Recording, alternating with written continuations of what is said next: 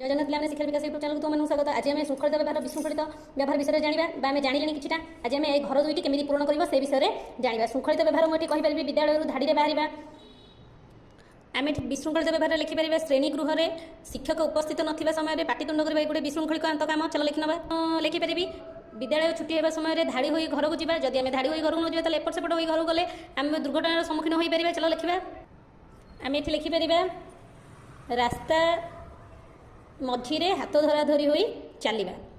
शृंखलित काम कहले तो पिला माने अनेक गुड़िया रही। आउ गोटे कथा लिखि रखिबे जे आमे आम बड़ गुरुजन मान कथा मानिबा।